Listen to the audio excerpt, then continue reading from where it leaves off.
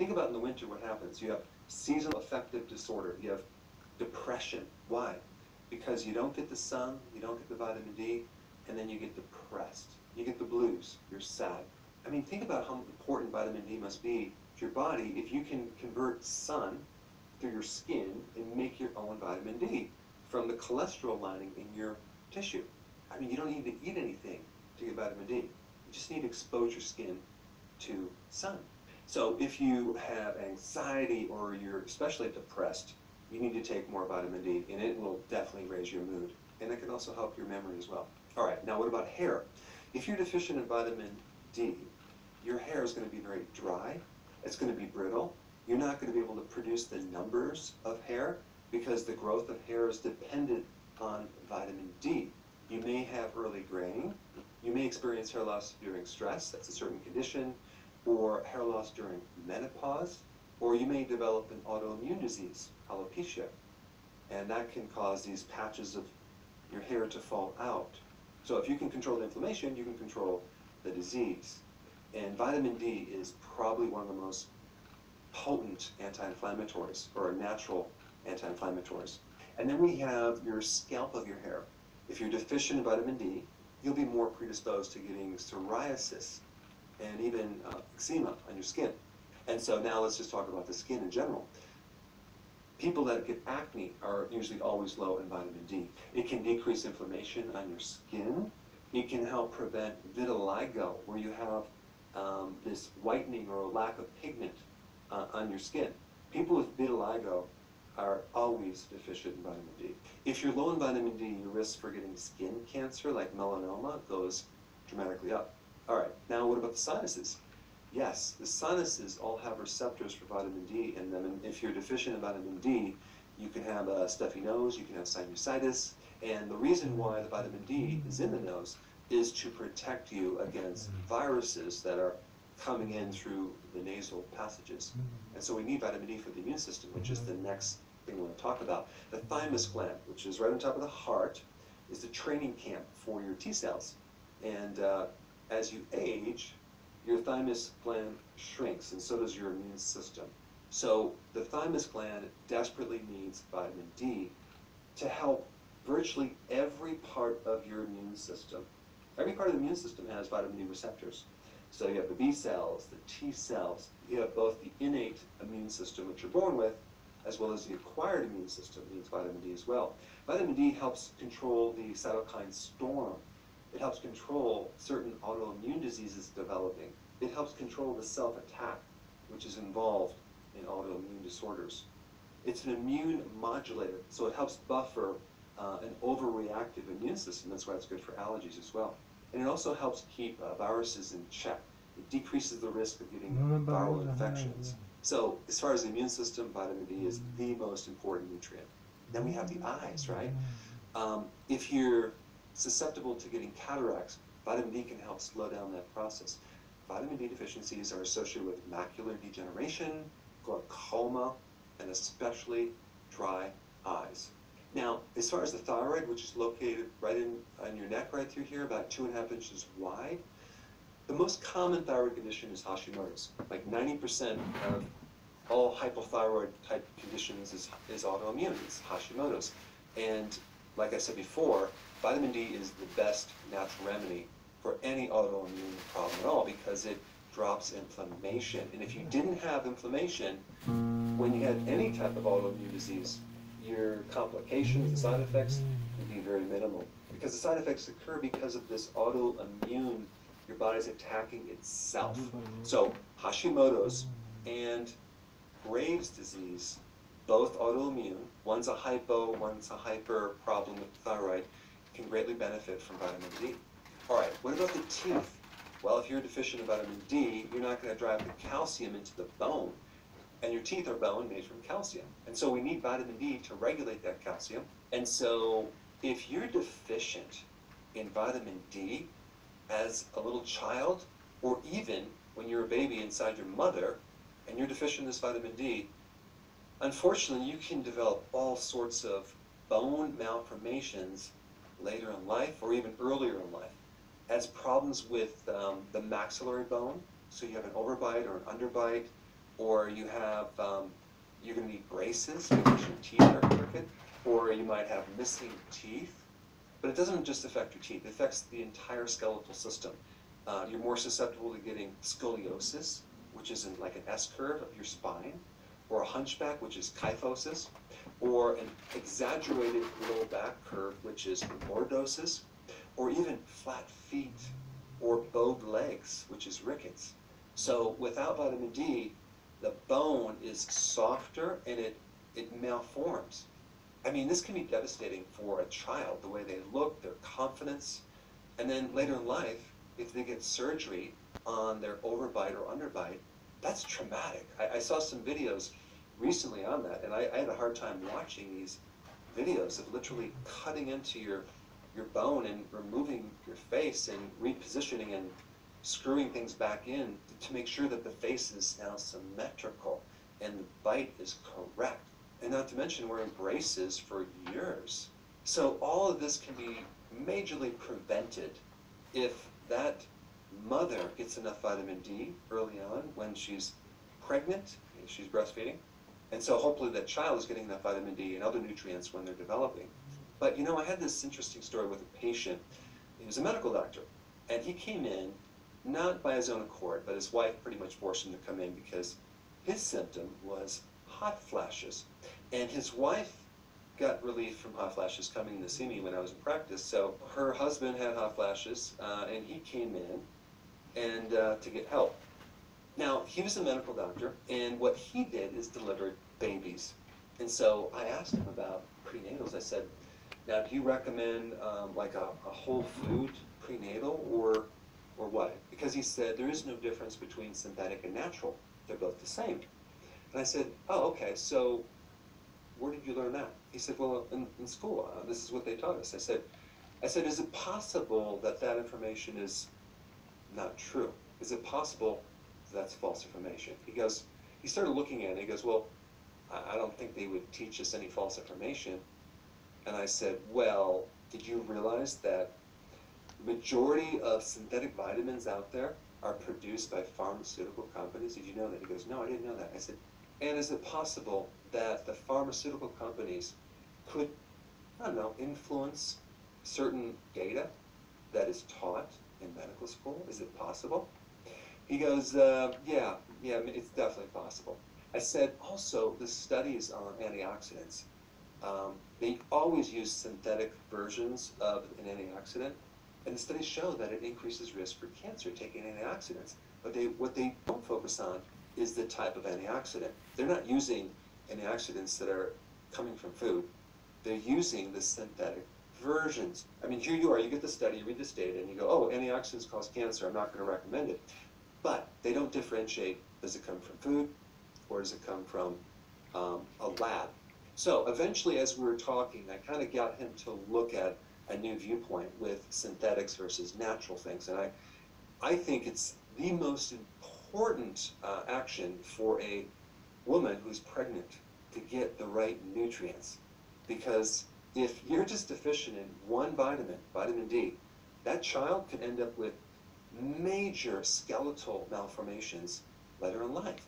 And it can be totally avoided by making sure that the diet is correct and making sure that those nutrients are high quality and not some synthetic prenatal that comes from petroleum. So anyway, we eventually did help him with his hot flashes, and he started to recommend a higher quality prenatal. But the teeth are highly influenced by vitamin D as well as calcium. I remember even as a child growing up, I craved butter. I could eat an entire pound of butter in one sitting. Little did I know what was in that butter. There was vitamin D in there, but there was also vitamin K2. And vitamin K2 works with vitamin D, especially in the formation of the strength of your teeth and your bones. And unfortunately, I was living on sugar and didn't get my butter fixed, and I pretty much ended up with cavities in every single tooth in my skull. But it just goes to show you the importance of the right nutrition as you're developing. All right, now what about the lung? Is vitamin D important to the lung? Absolutely. Asthma can be improved very quickly in a child if they're out in the sun playing. So vitamin D just helps open up the lungs in asthma. It's great for lung infections, pneumonia, bronchitis, any type of inflammatory condition in your lung. Vitamin D should be at the top of the list. Also, vitamin D keeps viruses in remission and is awesome for things like COPD and even cancer of your lungs. All right, now let's shift to the muscles. I mean, muscles desperately need vitamin D. If you don't have enough vitamin D, your muscles are not going to recover after exercise. You're going to get muscle cramps. Why? Because vitamin D helps control calcium. And calcium is involved in the contraction and relaxation of your muscles. And so it might not be an electrolyte that's causing your cramps. It could be the vitamin that helps you absorb one of these electrolytes. And you also need magnesium when you take vitamin D. They both work together. And magnesium is also very important in muscle physiology. So, to get rid of achy muscles or cramping muscles or weak muscles, you need vitamin D. All right, now what about your adrenal glands? I mean, the main hormone on the outer portion of your adrenal glands, which is called the cortex, is cortisol. And cortisol works very similar to vitamin D. They both are powerful anti-inflammatories. They both help your immune system. And if you have high levels of cortisol, you're going to also need more vitamin D. So vitamin D is very, very important in the adrenal glands and helping the adrenal glands to work.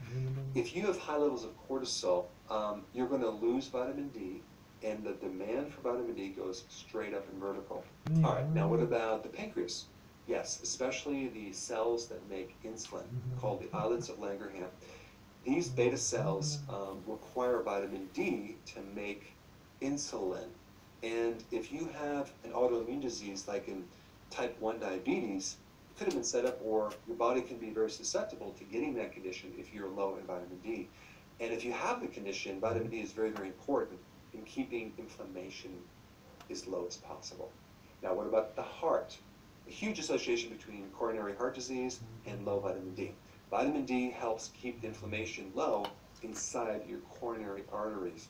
Also, the topic on high blood pressure.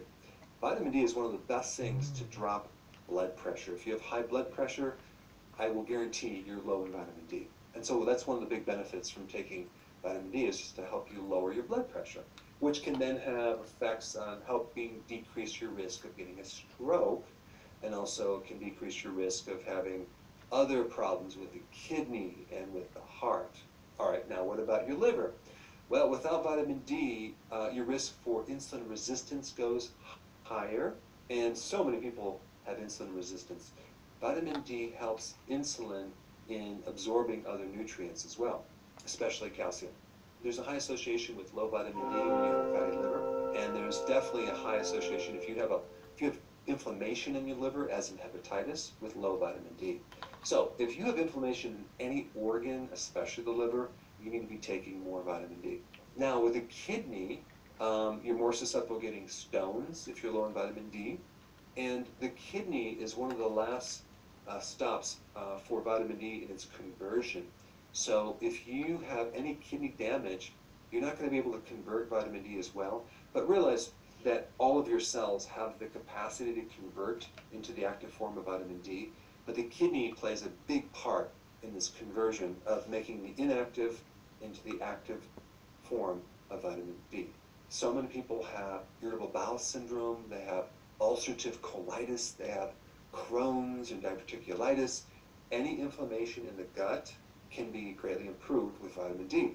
And if that inflammation continues, it creates leaky gut, so there's gaps in the intestine, and then you start developing autoimmune diseases, allergies, and all sorts of sensitivities to certain things, both food and environmental. If you're low in vitamin D, your prostate could enlarge. You can have problems with the ovaries and the testicle. The other real great thing about vitamin D, it can help your joints. Whether you have stiffness, pain, inflammation, you need vitamin D, because vitamin D is a natural anti-inflammatory. It gets rid of pain, and it's especially important in all the itises like arthritis, both rheumatoid and osteo. And of course, I initially mentioned the importance of vitamin D in bone health, but if you're deficient in vitamin D, You can have osteomalacia, which is the softening of the bone. That's where the bones can start to malform, especially early on in life. And osteopenia, which is kind of like a pre-osteoporosis. And then actual osteoporosis, where the bones are becoming very, very thinned and they're losing the density. And so one indication to know that you are deficient in vitamin D is just to press on your sternum, okay, your breastbone here, or on your shin. And if you have pain, that's a good way to know you are deficient, because lacking vitamin D causes bone pain, and especially pain in your lower back. Even myself, I remember last winter, I had some low back pain, and then I remembered about vitamin D, and I started taking vitamin D, and it's completely gone within probably 2 hours. So I hope you now understand the importance of vitamin D for virtually every part of your body. But I also now want to introduce you to vitamin K2, which is also needed when you're taking vitamin D3. I put that video right here. Check it out. Научиться надо, наоборот, да. Вырабатывать из того, что природа родила тебя, да. Не знаю. Ну если не до этого, что теперь делать?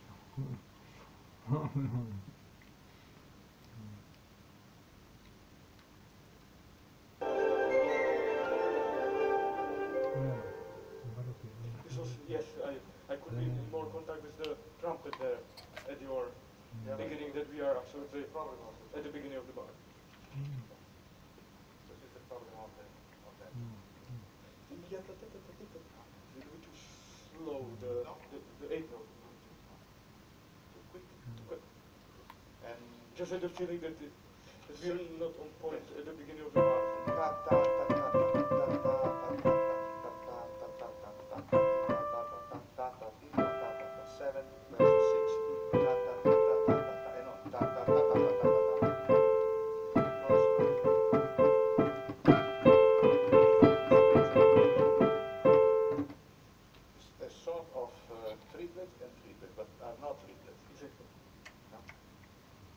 Sorry, it's 8 notes versus, sorry, 8 notes, 8 versus 6. It's written that for the phrasing, but it's not ta ta ta ta ta ta ta ta ta ti ta ta ti ta ta. So it's flavor to play. Yeah, but I have the impression that probably the trumpet is a little bit quicker than, by minimal sense, respect the winds player, the other winds player. 3. Oh, 6. Sorry.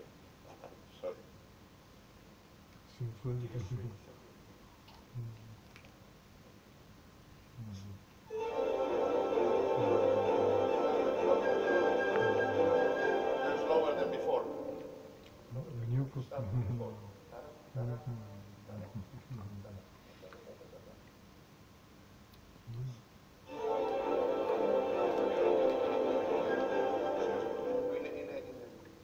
This kind of writing, you are doing this.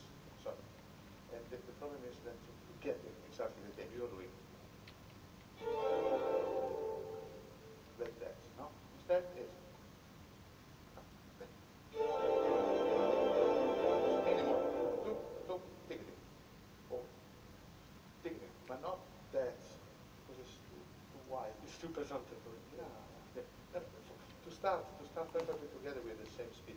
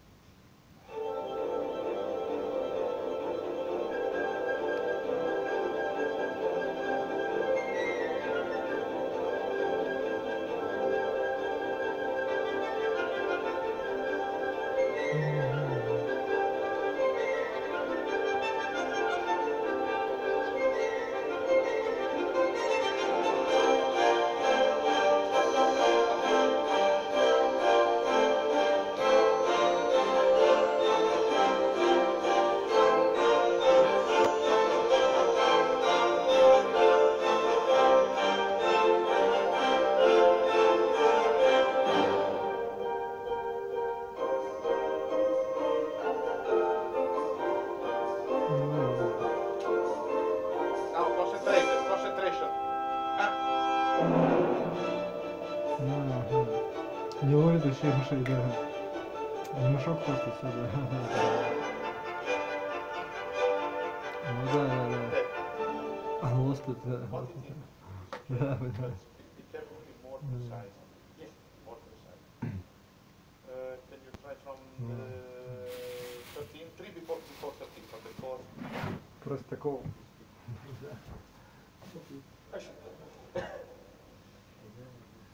Crescendo of the trumpet, 3 before.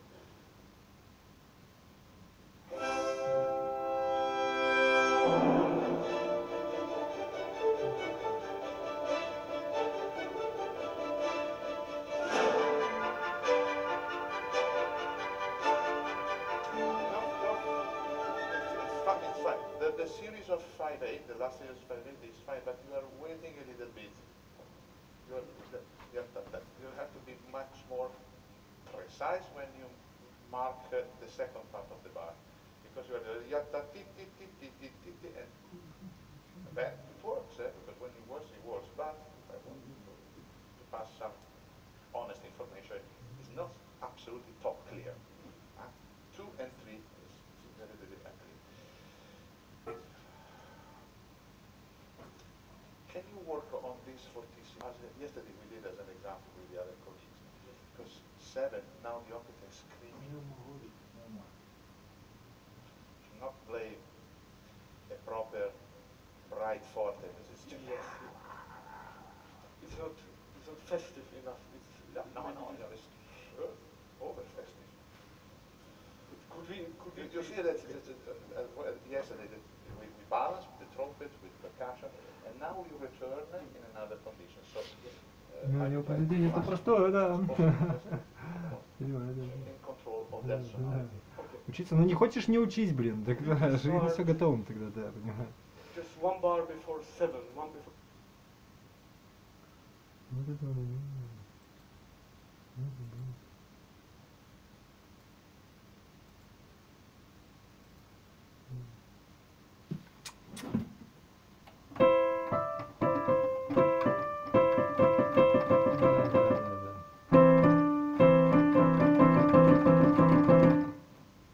Как это туда? Ты вот смотри, приедешь, да куда угодно. Все равно, ну и кто меня, ну и как я туда, ну да. Ну я с радостью бы приехал, да.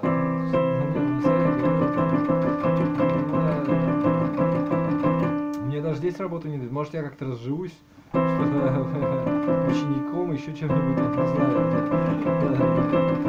не знаю, я все-таки чуть-чуть доверяю жизни и течению, да. Просто ее надо самому направлять, понимаешь, как мужик ты ее сам, да. То есть люди, да, отчасти люди, если будешь, ну, он про себя говорит, ну, наверное, ну, как-то так, что-то среднее приходит. Да.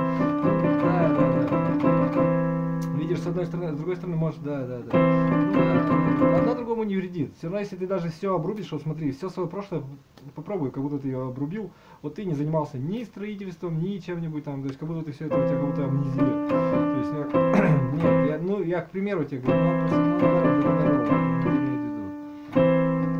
наоборот, значит, да. Но имею в виду, что не получается, так не бывает. То есть, смотри, ну ладно, ты свою прошлую профессию как бы бросишь ее вообще полностью. То есть просто вообще, и будешь сидеть совсем без денег. Нет, она себе... Но он про тебя так думает, да, Не знаю. Да, все равно там, ну, как-то параллельно надо, наверное. Ну, найдите сами решение тогда.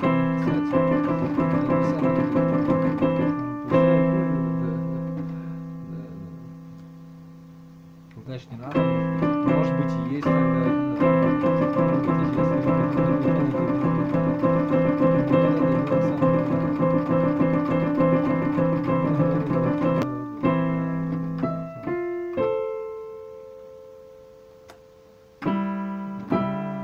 Да, конечно, тебе только думаю, потому что ты,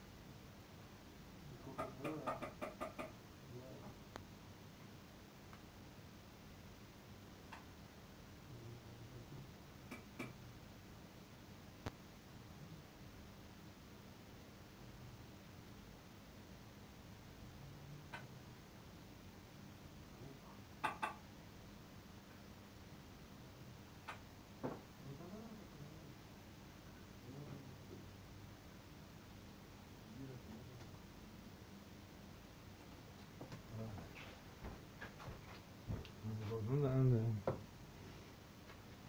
Дальше, ну вот это и есть там самое. Буйся, да, буйся. Ну да. Ладно, ну так уж просто, понимаешь.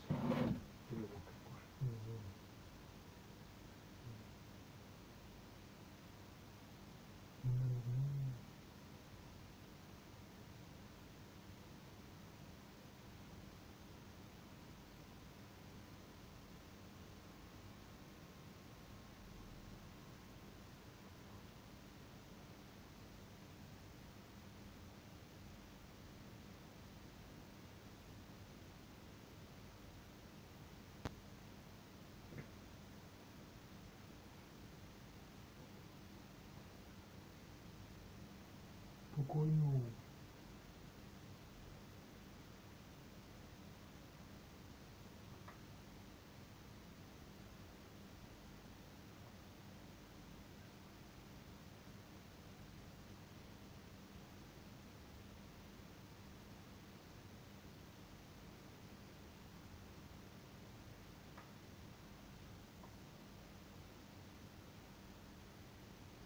Ну что тебя идешь? Да,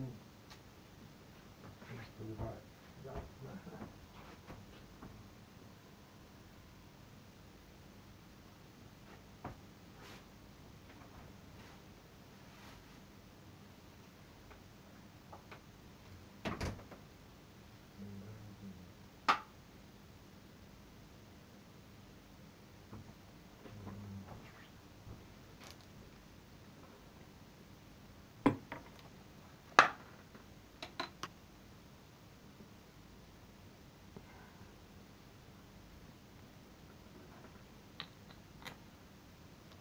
Экспериментатор.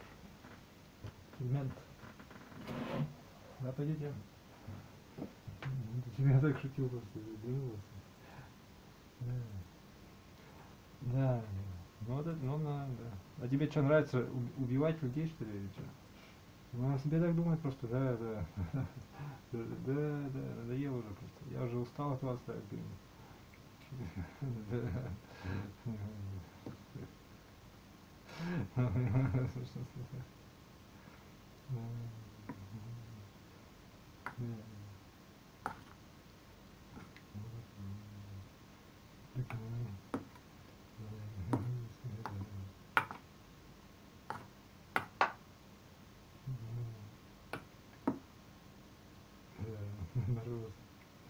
Вот это и есть. Женщина, значит. Женщина, да.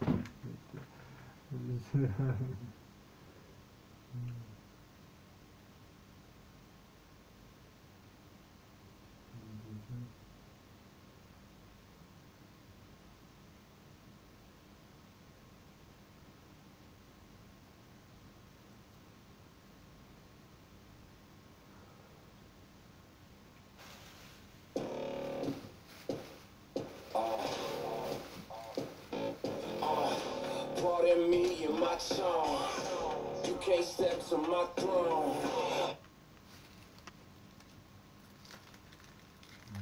Hello, welcome to this progress video of another episode of a piano 10,000 and 1,500 hours true. Now let me show you what I can do. Time keeps rolling, time keeps rumbling ahead. But we gotta keep moving, we gotta keep racing till the day we die. So an example of what I can do at 1,500 hours is that song that you just saw. that took me about 5 or 6 hours to both make up and practice until I could play it that well, which isn't perfect, but is good enough for this video. So this is me playing Bach about 180 hours ago, and you can see I'm struggling a bit.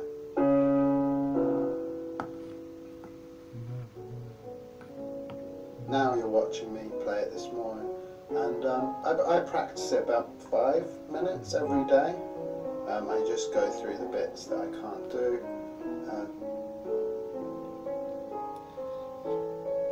And I know the whole song now, and I'm just ironing bits out, and soon I'll post the whole song on a video of its own.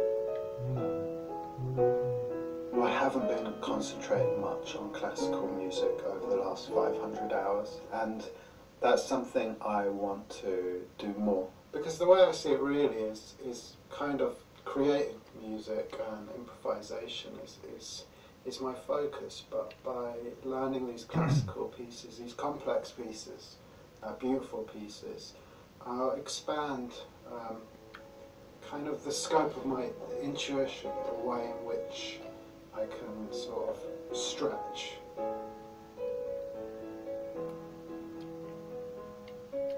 So this is me making up some music for this part of the video. That's what I've got on my mind.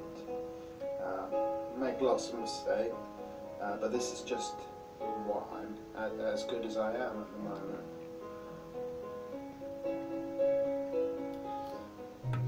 When I hear myself playing the piano, I always hear where I want to go, but I should really try and hear more than that. I should try and hear whatever beauty already exists and what's already there, because who knows when I might arrive, you know? Maybe never I'll get to feel that way. And it's that old cliche that it's about the journey, and the goal is often disappointing. So I'm gonna leave you with a song that I've been making up for a while, and it's not the whole thing, it's just a part of it. I'm still trying to practice it and get it, get a better, so I can do a better performance of it. But yeah, I'll leave you with that now, and that'll be the end. My chest burns for you, oh, my heart throbs for you. My head is gone, my thoughts are 1,000 or more. A flock of birds, uncatchable to a man who knows nothing like me. You're already gone, you're already out of reach. Yeah, we're sitting here and you're looking at me with your diamond eyes, unbreakable, and your golden heart untraceable. And it's the years staring back in the mirror, and it's me that's standing here in this room. I'm living with a ghost in here.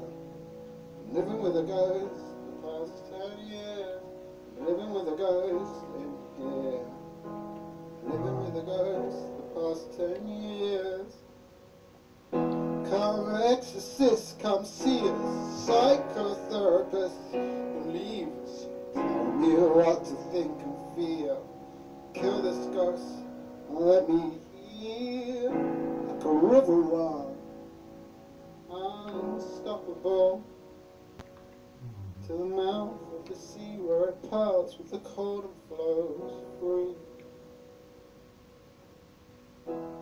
You're already gone, you're already out of reach. Yeah, we're sitting here and you're looking at me with your diamond eyes, unbreakable.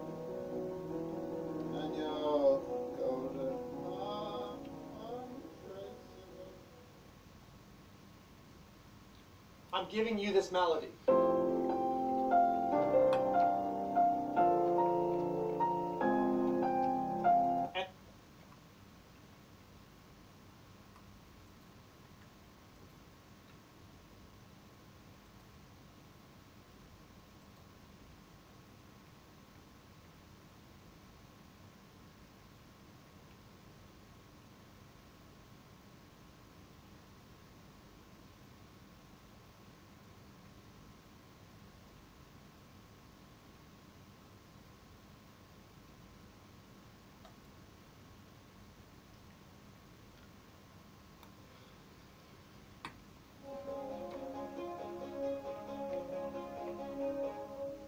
You think dirty keto, and you think just absolute, complete, sloppy food, right? Well, what I wanted to do here is lay out how closely similar dirty keto and clean keto can really be to one another. Just to be able to demonstrate, it's not hard to tilt towards that dirty keto side, but it's also not really much more expensive to shift over to the clean keto side. In fact, you could probably do it at the same price point. It's all about convenience and all about some of these other things. So we'll break it down, make it nice and easy.